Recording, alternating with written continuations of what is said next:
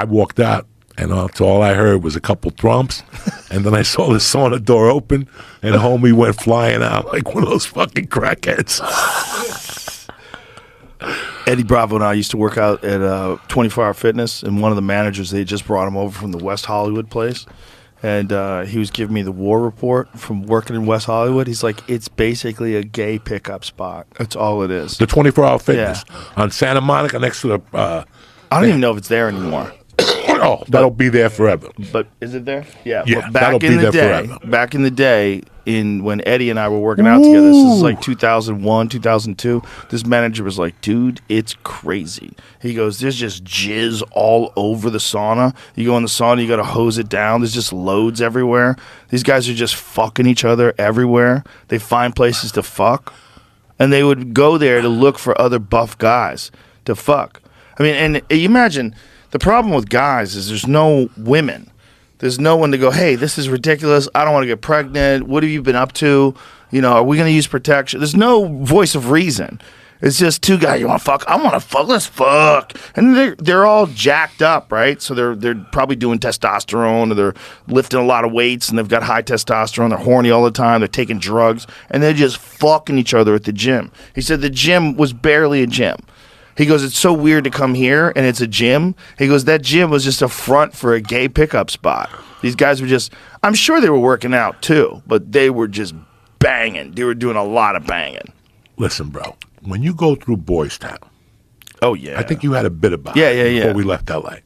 People have to understand that when you go through Boys Town, you have one at the end. By the time you hit Dantanis and you're about to hit, you have two things on your mind. Either I love gay people or I can't stand these motherfuckers. They're out of control. And with my world, I love these motherfuckers. The best being, this just happened like 6-7 years ago, 5 before the pandemic.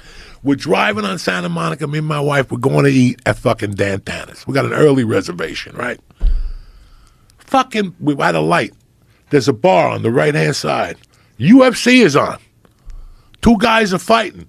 But meanwhile, there's 100 guys with leather dancing to the UFC. And me and my wife just look at each other and go, yeah, God bless them.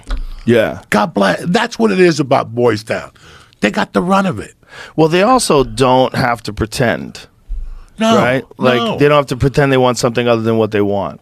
Whereas, like, there's a lot of men that they feel like to pick up women in a bar, they have to pretend to be something different. They have to act a little different. They have to play to what the lady likes. Well, these guys are just fucking. They just fuck. They just fuck. Listen, Christy Miller. Remember Christy Miller from New York? She's in New York. She's in New York now? Yeah, she's been in New York.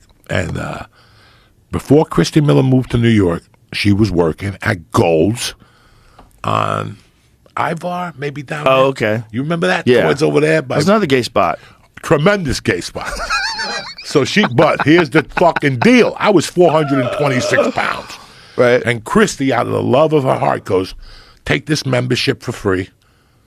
Don't go at night. Don't go at night. Like there's werewolves. And they'll fucking take care of you in there. And I'm like, really? I tell you, I went in there maybe for 3 or 4 months before I signed up at the Y. Because the Y told me, you're too fat. We can't have you here. Really? The first time I went to the Y. The Y told you you're too fat to work out? Dog, when I went to the Y the first time, I signed up for a consultant thing, like somebody for free to help with you. I didn't want to come to you guys. I was too embarrassed. I thought I was going to die. I got on a fucking treadmill. I didn't even make 30 seconds on level 2. And he goes, listen, you got to go out and walk. He goes, come back here when you lose 50 pounds. He goes, right now, you got to walk. He goes, do you ever walk? Right. And I was like, yeah, to the store, to the drug dealers, to the comedy store, but no. And he goes, just walk. He goes, I want you to do what Dolce does with the tap the mailboxes. Go for a walk and tap 2 mailboxes one day and then 3 the next, whatever. As far as you go? Yeah. So Christy gave me that thing, and I would go over there at night. I knew little things, from lifting as a kid, but every time I was struggling over there, some fucking hot guy came over. Dang. And he would always go, excuse me, can I help you out? And he would talk to me. And yeah, maybe they wanted to fuck me, but I doubt it. I was 418 pounds. Yeah. You had to fucking get a fucking crowbar to get to my asshole at that point. So, I mean, these guys were fucking dynamite, Joe. I would love to sit here and tell you that they hit on me not one time. In fact, they were very helpful. Would they hit on me? They were setting me up. You know, they're wolves. Don't ever think. And that's what shocked us. Like, my friend told me about that website he used to go on, Boys Ahoy. That was just gay men, Ahoy. right? Yeah. Boys Ahoy. It's still around. Boys Ahoy. Boys Ahoy. What a great name for a website. Okay, now he had belonged to other ones, Grinder. You know, he's a gay dude. He'd tell me all this shit. He said when he signed up for Boys Ahoy, it was a complete different situation. They just want to fuck. Yeah. They just want to fuck. There's no female equivalent. No, there's no way. They met at the. He would meet them at the hot dog place up the block from the store. Mm-hmm. The Carnies. Pinks? Oh, Carnies? Oh, Carnies. They would take them to the Standard, fuck them, and then he'd come to the Comedy Store at 9 o'clock. And they go their way and you go your way. Boys Ahoy, gay chat and friend. Apps on Google Play. Good for them. Yeah. Good for them. And you gotta fucking go, wow. Bro, when those guys get old, it gets rough. It gets rough. I don't know. Yeah. A lot of them guys, when they get old, it gets rough. Dog, I just went to Jingle Bell to see my man Jelly. Okay? Jingle Bells? What's Jingle that? Ball is a big thing they do. The Z100, they do a thing in New York at Madison Square Garden. I never went to it, but I got a daughter now. And you get talked into those stupid shit. Right. And I don't want my kid going into the city by myself, with my wife, okay? Right. She don't know the mechanisms of it.